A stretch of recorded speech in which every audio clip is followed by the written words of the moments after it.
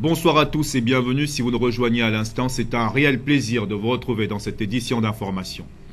Dans l'actualité, les membres du syndicat des agents du ministère des Transports et de l'Aviation Civile, SAMTAC, ont animé un point de presse ce matin au ministère des Transports avec en toile de fond la radiation de Sieur Sadibi Oscar Mapangu des effectifs de la fonction publique suite à l'acte de barbarie posé sur le président du dit syndicat, Ghislain Malanda.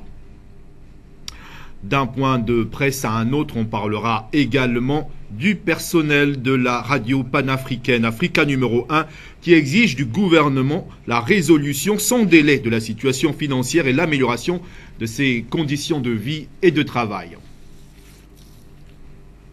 Mais avant de développer tous ces titres, on parle tout d'abord de sécurité alimentaire en provenance de l'intérieur du pays ou importée.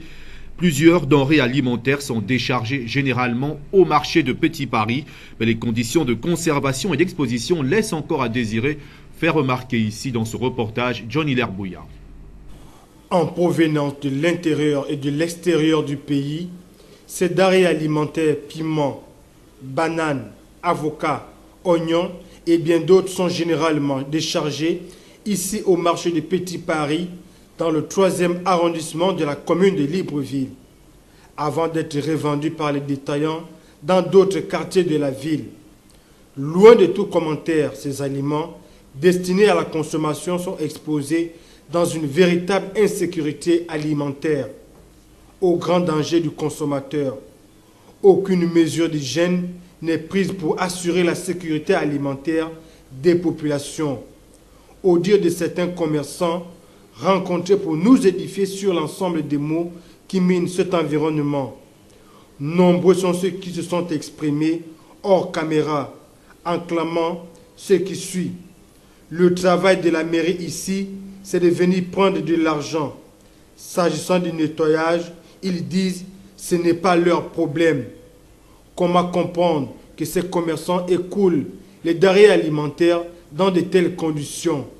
Et comment comprendre que le service municipal chargé des questions de nettoyage des espaces commerciaux peine à améliorer les conditions d'hygiène alimentaire de tous les commerçants pour le bien de tous. Une fois de plus, le conseil municipal de la commune de Libreville est pointé du doigt pour améliorer les conditions de vie et d'hygiène en matière de sécurité alimentaire dans la commune de Libreville.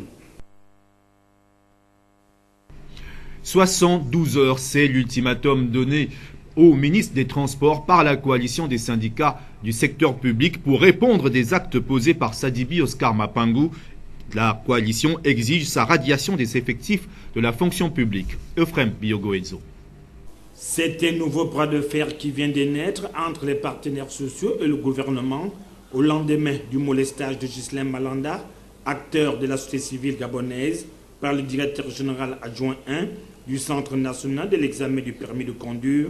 Les voix ne se sont pas fait attendre.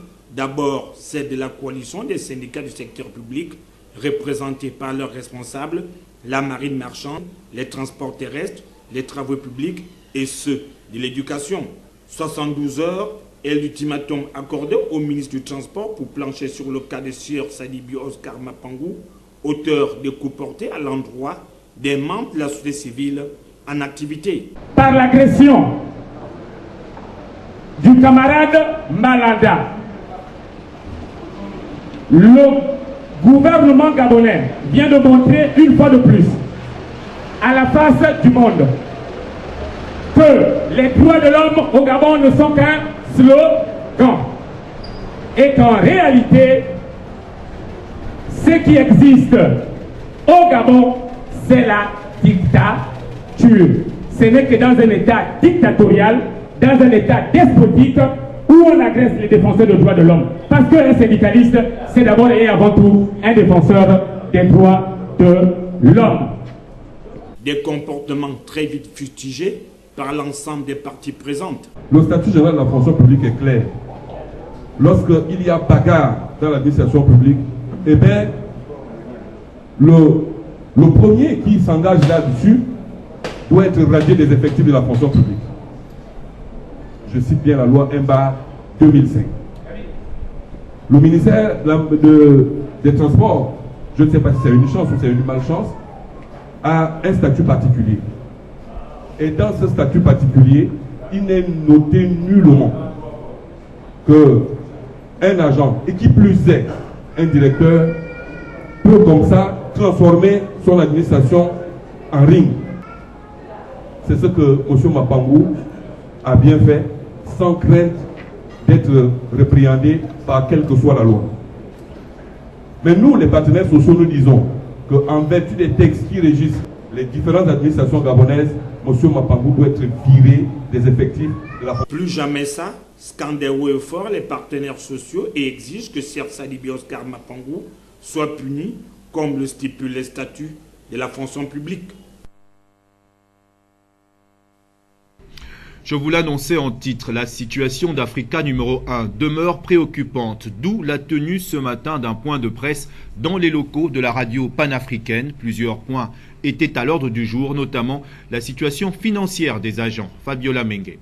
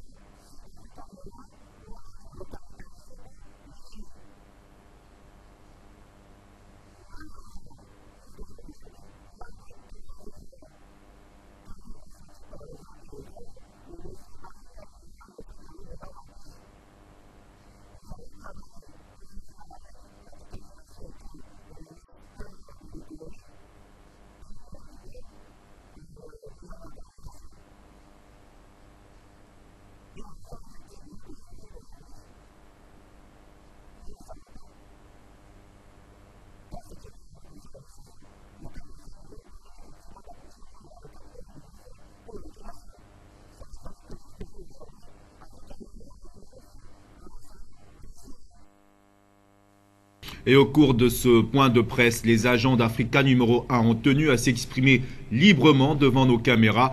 Ils rappellent, ils soulignent les difficultés auxquelles ils sont confrontés.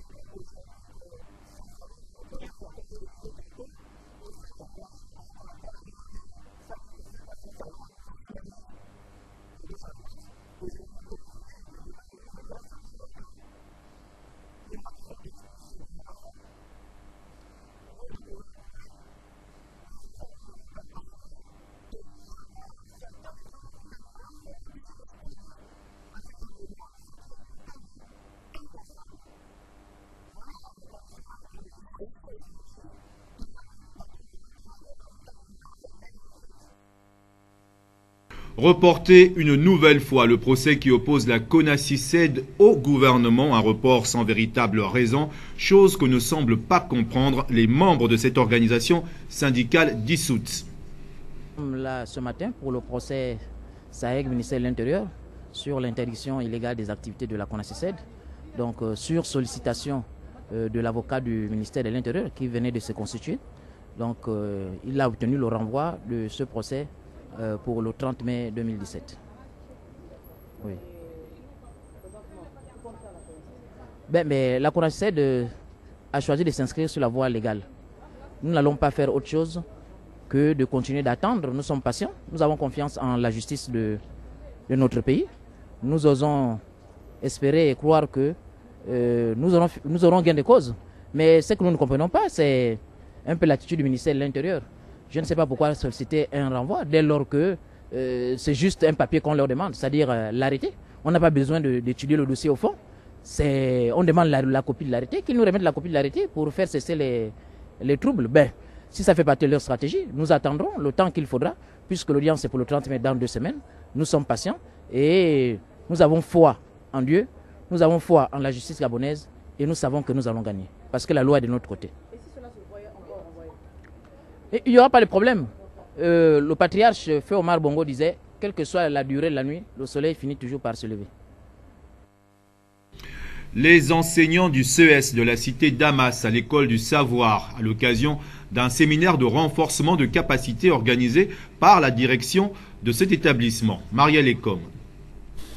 Mettre l'accent sur la formation des enseignants en organisant au moins un séminaire par an, telle est la dynamique que tente d'impulser la jeune équipe dirigeante du CS de la cité Damas, nouvellement créée. Une formation qui permettra à ces enseignants d'avoir la même information et être au parfum de la gestion des activités pédagogiques, d'où le choix de cette thématique. Pour le séminaire, on a proposé 4 thèmes.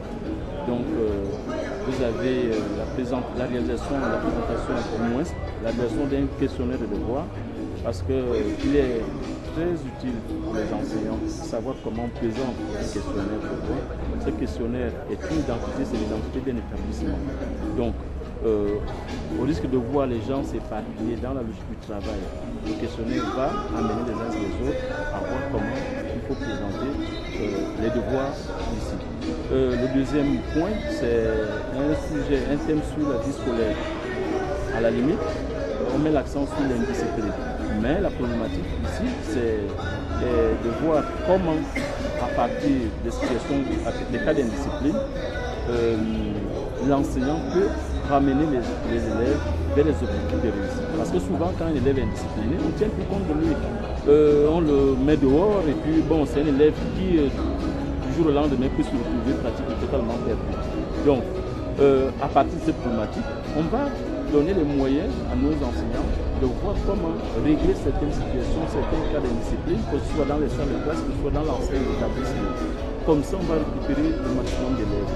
Le troisième point, c'est en rapport avec ce qu'on a appelé les travaux en atelier, dont chaque département organise des petites activités qui devraient permettre aux enseignants de s'arrimer aussi à la logique du travail qui est fait et proposé ailleurs. Le quatrième point, met l'accent sur la formation IPRES, parce que depuis un moment de temps, il est question de saisir nous-mêmes les notes. Il est question pour les parents, par exemple, d'imprimer les bulletins. On est plus tellement obligé de se déplacer. Donc, pour y arriver, l'enseignant doit d'abord être au cœur de la gestion, selon le logiciel, la formation du logiciel IPGES. Accueillant exclusivement cette année les classes de 6e, le premier responsable de cet établissement entend faire du CS de la cité Damas un pôle d'excellence pédagogique. Et qu'on trouve vite, qu'on arrive aussitôt. Le plus important, c'est de voir qu'au fur et à mesure que nous travaillons, il y a des choses qu'on peut améliorer. Et ce que nous faisons aujourd'hui, c'est rendre dans ce cadre-là. Il n'est pas trop tard, il n'est pas très tard. Le plus important, c'est de permettre aux anciens de bénéficier des méthodes d'encadrement, des stratégies d'encadrement, des stratégies de formation pour leur permettre de changer. Parce qu'en fait, c'est un nouveau collège. Et il était question d'abord d'asseoir le statut pédagogique, le statut administratif de l'établissement, plus ou moins peut-être le statut financier, ça arrivera, mais il fallait corriger le tir parce que d'ici le 22 mai, nous aurons des conclusions. Donc je suis sûr qu'avec ce séminaire, beaucoup de choses vont changer. Bien que l'on soit un jet de pierre de la fermeture des classes, ce renforcement des capacités reste tout de même salué par les enseignants qui ont répondu présents à ces échanges où ils en sortiront encore mieux outillés au grand bonheur des apprenants à qui ils devront retransmettre ces savoirs. Rien à voir avec ce qui précède. Après 2 jours de travaux, le gouvernement, les organisations des travailleurs et les organisations d'employeurs ont procédé à la clôture de l'atelier de validation du document de politique nationale de l'emploi du Gabon, organisé sous le thème « Faire de l'emploi un axe de croissance économique et de lutte contre le chômage ». Écoutons le rapporteur général de ces assises. C'est tenu à Libreville du 11 au 12 mai 2017. Une centaine de participants regroupant l'ensemble des parties prenantes à la problématique de l'emploi provenant du gouvernement et des partenaires sociaux y ont pris part. L'atelier a également connu la participation du Bureau international du travail. La liste des participants figure en annexe du document. Cet atelier s'est tenu dans le cadre du processus de formulation de la politique nationale de l'emploi du Gabon. Son organisation a été assurée par le ministère du Travail, de l'Emploi, de la formation technique et professionnelle et de l'insertion des jeunes, avec la collaboration du Bureau international du travail et du Fonds des Nations Unies pour l'enfance, l'UNICEF. Le présent rapport, qui tient lieu de compte rendu de l'atelier, s'articule autour de 6 points, à savoir le contexte et justification de l'atelier, les objectifs de l'atelier, les résultats attendus de l'atelier, le déroulement de l'atelier, la synthèse des discussions et des échanges. Il s'achève par une série d'annexes que nous pourrons retrouver à la fin du document. En ce qui concerne le contexte et la justification de l'atelier, l'amélioration de la situation de l'emploi est un enjeu fondamental pour le Gabon. Au regard des caractéristiques du marché du travail ci-après, on dénote un taux de chômage national élevé, établi à 20,4% de la population active, soit 35,7% pour les jeunes de 15 à 24 ans. Une croissance économique intensive en capital et peu créatrice d'emplois. L'indicateur de développement humain en dégradation. La pauvreté relative en hausse. Un accroissement constant des jeunes diplômés qui font peser une pression permanente sur le marché du travail, un niveau d'employabilité assez faible, la saturation de l'emploi public, l'État ne pouvant plus recruter massivement. Le ministre de la Santé publique et de la Population vient d'ordonner la fermeture d'une trentaine de cabinets sanitaires. Le non-respect des lois et règlements inhérents à la pratique de la médecine en République gabonaise justifie cette opération qui va s'étendre aux autres provinces du pays. Dans la capitale, une trentaine de cabinets sanitaires privés ont été fermés grâce à l'intervention des agents de la Direction générale des recherches. Cette opération est la manifestation de la volonté du ministère de la Santé publique et de la Population d'assainir le secteur. Ces dernières années, le nombre de structures sanitaires privées est passé du double au triple. Jusque-là, peu regardant sur les conditions d'ouverture et d'exploitation de ces structures, l'État gabonais se retrouve confronté à la prolifération des cabinets de soins et autres cliniques privées illégaux dans tous les quartiers de la ville. De même, les grèves incessantes des agents du corps médical qui revendiquent l'amélioration des conditions de travail contraignent les populations à se tourner vers les cabinets privés qui constituent désormais de véritables fonds de commerce.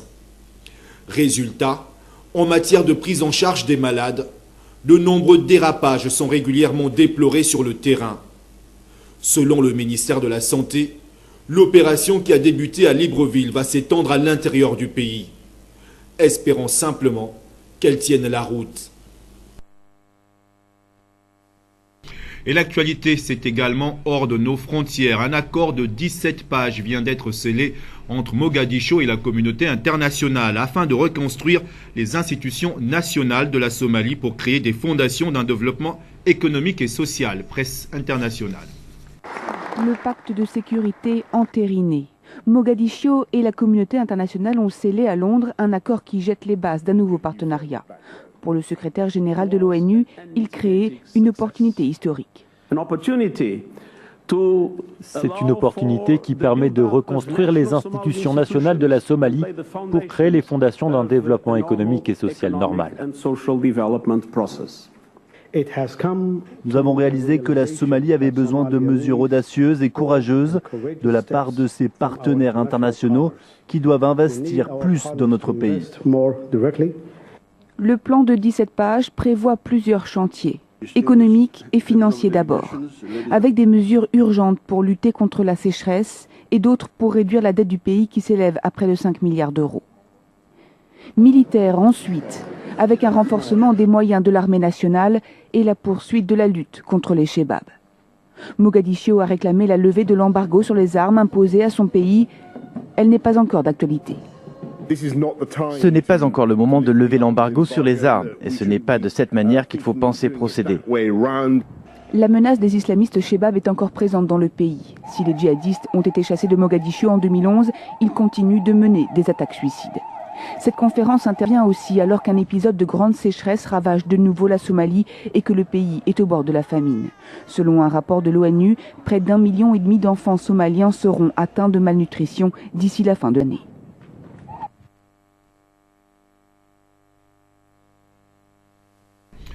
Élu président de la France, l'arrivée d'Emmanuel Macron à l'Élysée résonne en Afrique comme une véritable révolution de la France-Afrique. D'où la question de savoir si la présidence de Macron peut-elle vraiment révolutionner la tentaculaire et sulfureuse France-Afrique. C'est le focus de cette édition d'information.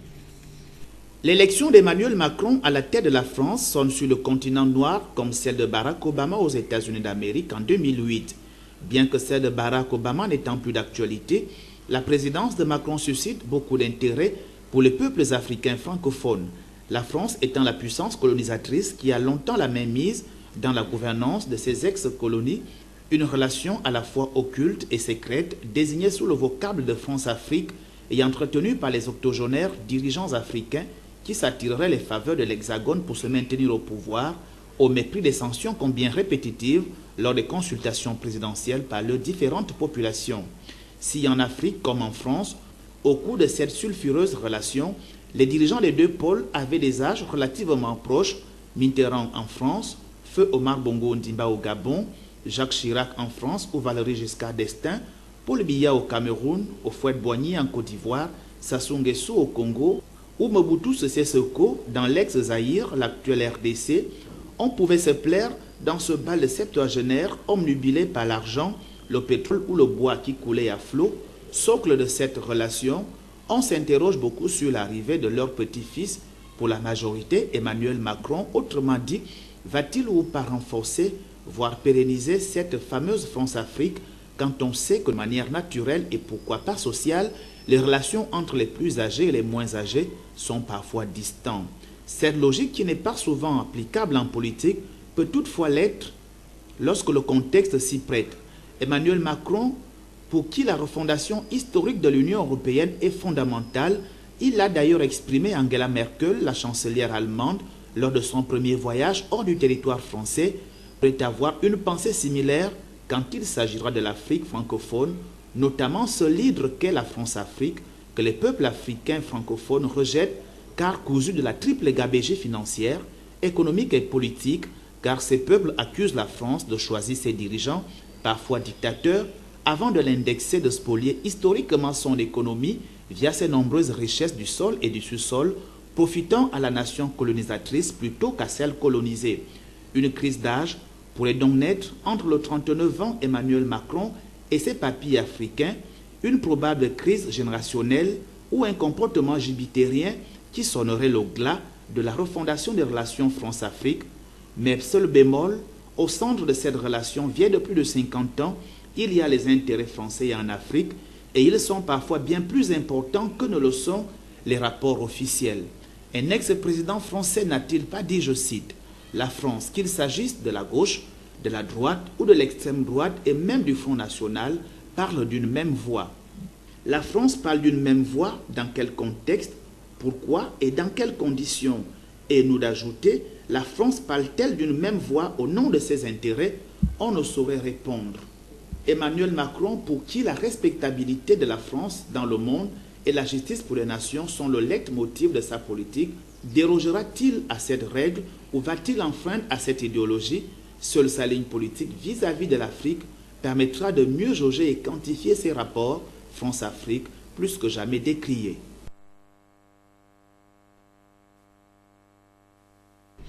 En France, la tradition est donc respectée. La passation de pouvoir est un rituel plus que monarchique. Des générations se succèdent et pourtant rien n'a changé. Presse internationale. C'est toujours le même rituel, presque plus monarchique que républicain, la passation de pouvoir.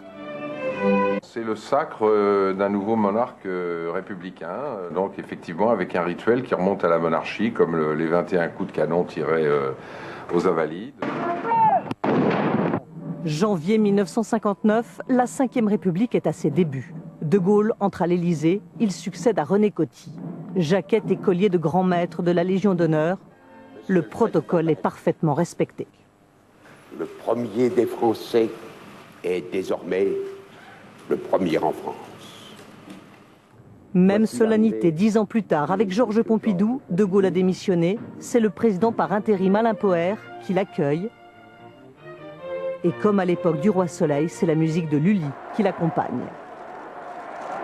Changement de style en 1974. Valéry Giscard d'Estaing est le plus jeune président que la France ait connu jusqu'alors. Il a 48 ans, il veut incarner la modernité, arrivé à pied à l'Élysée, en costume de ville, sous les vivas. Il repart 7 ans plus tard, à pied encore, mais sous les huées. François Mitterrand vient d'être élu, premier président socialiste à entrer à l'Élysée, avec toujours la musique royale de Lully.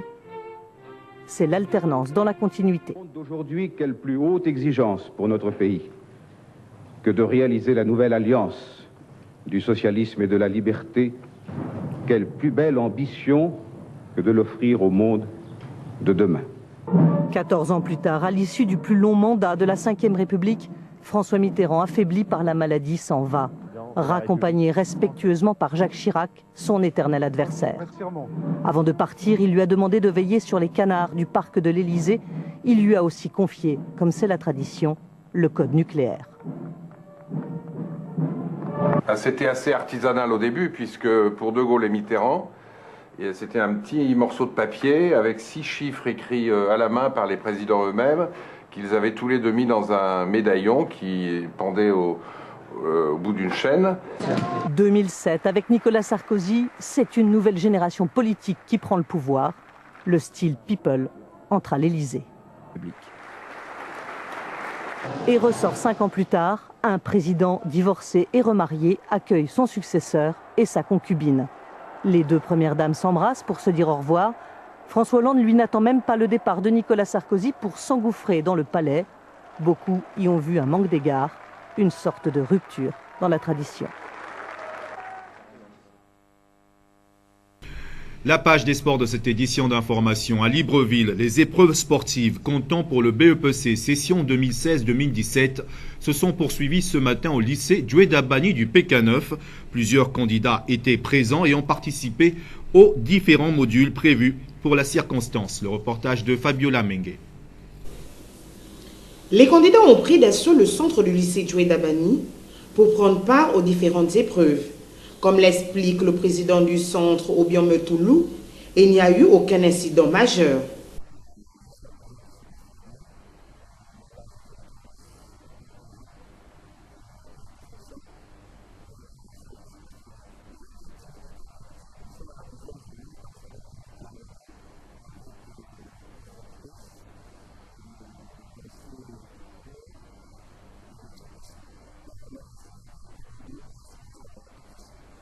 Les candidats étaient satisfaits de leur journée.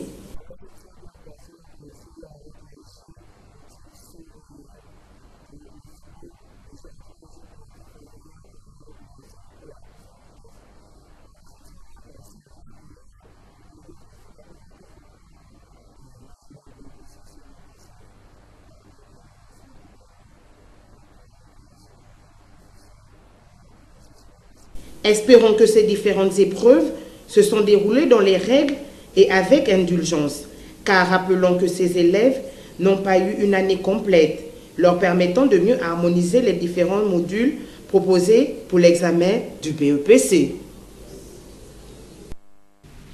Tombée des rideaux de la Coupe de la Ligue de volleyball de l'Estuaire, Aslova chez les dames et TGV chez les hommes sont respectivement champions de cette compétition. Le gymnase du lycée Pauline Djenje Ngonjou a prêté son cadre pour les circonstances. Reportage mis en image par Mosconi Ngonomba. Les finales de la Ligue de volleyball de l'Estuaire, dénommée Trophée Jonas Bongo, ont tenu toutes leurs promesses au gymnase du lycée Pauline Djenje Ngonjou de Libreville. Une compétition qui a rassemblé les joueurs de deux sexes. Chez les dames, Aslova était face à Feni et chez les hommes, TGV était aux prises avec l'Aslova. À l'entame de la partie, les joueurs ont sorti tout ce qu'ils avaient dans les tripes, mais au dernier set, les uns et les autres étaient statués. Chez les dames, Feni s'incline en 7-3 sur un score de 16-25, tandis que chez les hommes, TGV montre sa suprématie 3-7-1, soit 25-18.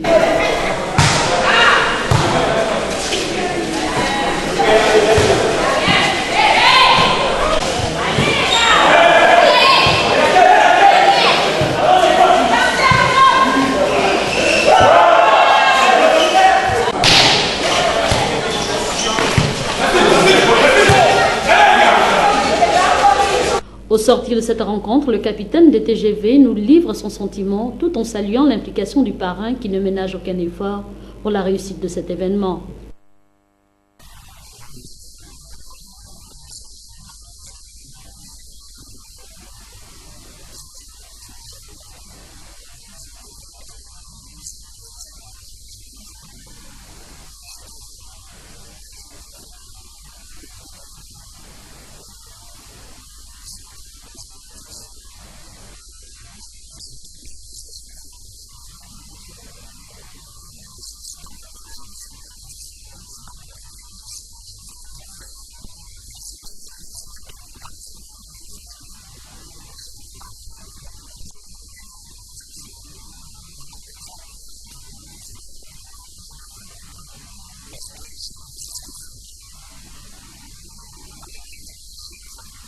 Rappelons toutefois que les équipes de l'Estuaire se sont désistées à la dernière minute, ce qui a écourté la durée de ce tournoi. Et la remise des trophées a constitué la boucle de la Coupe de la Ligue de volleyball de l'Estuaire.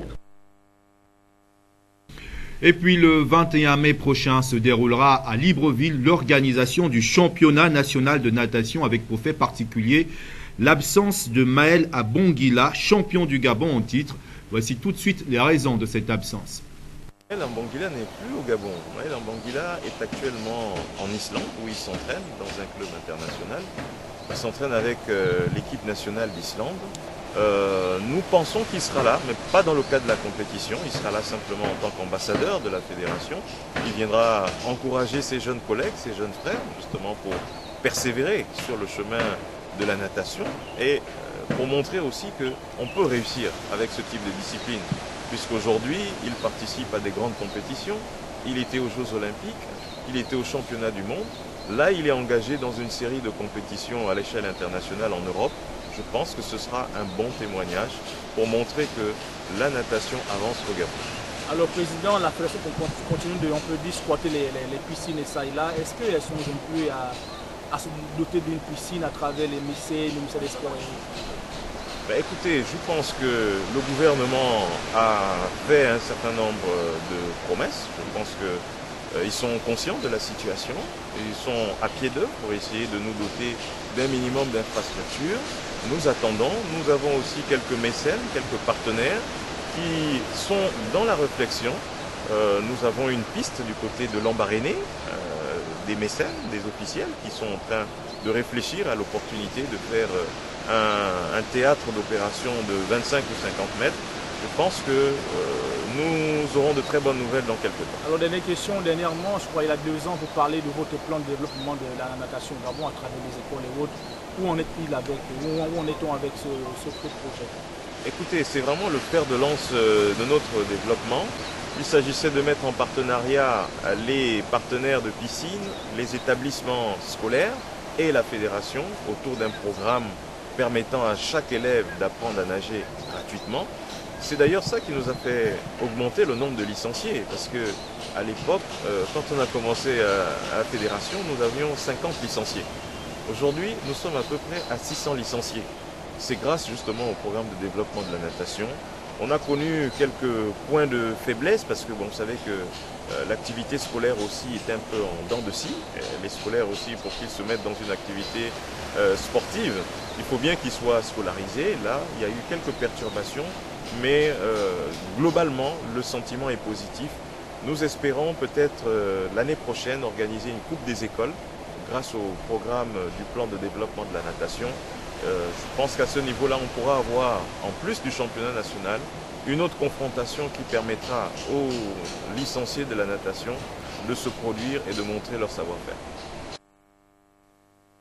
Voilà, c'était l'essentiel du journal de notre rédaction. Merci à tous de l'avoir suivi. Restez avec nous, nos programmes se poursuivent.